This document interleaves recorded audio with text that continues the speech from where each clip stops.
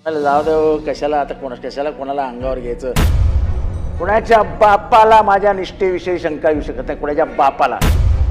भाजपच्या रडारवर तेव्हाही शिवसेना होती आणि आताही रडारवर शिवसेनाच आहे. फरक फक्त इतकाच आहे, तेव्हाची शिवसेना उद्धव ठाकरेंची होती तर आता रडारवर असलेली शिवसेना एकनाथ शिंदेची आहे. पक्षफुटीनंतर एकनाथ शिंदेंनी 57 जागा जिंकून त्यांची ताकद दाखवून दिलेली आहे. तर भाजपनं 2029च्या निवडणुकीसाठी 100%चा नारा दिलेला आहे. पण यामध्ये शिंदेंची शिवसेना हाच मोठा अडथळा आहे. कारण दोन्ही पक्षांचा मतदार सारखाच आहे. भाजपला राज्यात हिंदुत्ववादी मतांमध्ये अन्य कोणताही वाटेकरी नको आहे. उत्तर प्रदेश, मध्य प्रदेश, बिहार, झारखंड, छत्तीसगड या उत्तरेकडील राज्यामध्ये भाजप हाच एकमेव हिंदुत्ववादी पक्ष आहे. त्यामुळे हिंदुत्ववादी मतं एकगठ्ठा भाजपला मिळतात. महाराष्ट्रातही तशीच परिस्थिती निर्माण व्हावी यासाठी भाजपचे जोरदार प्रयत्न सुरू आहेत.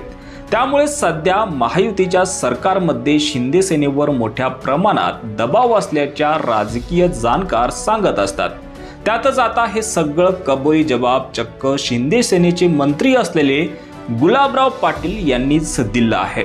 याचा गौप्यस्फोट विधानसभेत बोलताना जितेंद्र आव्हाड यांनी केला आहे. त्यानंतर आव्हाडांनी हे भर सभागृहात गौप्यस्फोट केल्यानंतर गुलाबराव पाटील यांची मात्र चांगलीच फजिती झाली असल्याचं बघायला मिळालं. बघूयात नेमकं काय घडलं. अध्यक्ष महोदय, आणि नाही साहेब, काय माहिती प्रश्न गंभीर आहे. गुलाब जरा कोमजलेला दिसतो आजकाल. मी परवा त्यांच्या बाजूला बसलो होतो. गुलाबराव खरं सांगा, मी तुम्हाला विचारलं की नाही तुम्ही शांत का आहात. म्हणाले जाऊ दे कशाला आता कशाला कोणाला अंगावर घ्यायचं. तुम्ही बघताय ना काय चालू आहे. हे आत्ता मला कळलं यार. नाही आत्ता कळलं मला. हे ते सारखे टोमणे मारतायत ना मला, त्याच्यावर ना मला कळलं की डाल में कुछ काला है.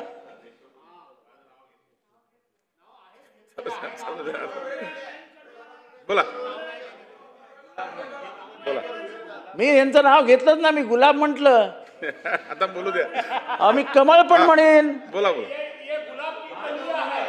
बोला बोला बोला बोला. अध्यक्ष महोदय, आव्हाड साहेब हे आमचे चांगले मित्र आहे. ते मुंबऱ्याच्याच अवतीभोवती फिरतायत. खरं म्हणायला गेलं तर ते शिंदे साहेबांचे मित्र स्वतः कबूल करतात. आणि शिंदे साहेबांवर मी बोलल्यावर चिडतो असंही म्हणतात. सांगायचा अर्थ असा आहे की 7-8 वर्ष टर्म ते आमदार आहे, मंत्री आहे. पाण्याचा प्रश्न का सुटू शकला नाही हा माझा त्यांच्याकडे पण सवाल आहे. कारण की ते महाराष्ट्राला मार्गदर्शन करणारे नेते आहेत. त्यामुळे मोदी साहेब आणि शहा साहेबांपर्यंत जाण्याची काही गरज नाही. आणि शिंदे साहेबांच्या बोलल्यानंतर मी तुम्हाला काहीच नाही म्हणलं, करूया असं बोललो. शेवटी साहजिक आहे, ते माझे नेते आहेत, त्यांच्यावर बोलल्यानंतर मी पण सहन करणार नाही. तुमच्या नेत्यावर कोणी बोललं तुम्ही सहन करणार नाही. आणि एकांतात झालेल्या गोष्टी तुम्ही पण मला काय बोलले, आमच्याही राष्ट्रवादीमध्ये काही खरं राहिलं नाही म्हणले. चला पुढे जाऊया. आहे की नाही. चला आव्हाड साहेब बोला. कन्क्लूड करा. कन्क्लूड करतो मी माझ्या. नाही ते ठीक आहे, ते चालतं. माझ्या इंटिग्रिटीबद्दल या जगात कोणाच्या बापाला शंका येऊ शकत नाही. कुणाच्या बापाला माझ्या निष्ठेविषयी शंका येऊ शकत नाही. कुणाच्या बापाला. ह्याच्या अपेक्षा अधिक मला काय बोलायचं नाही.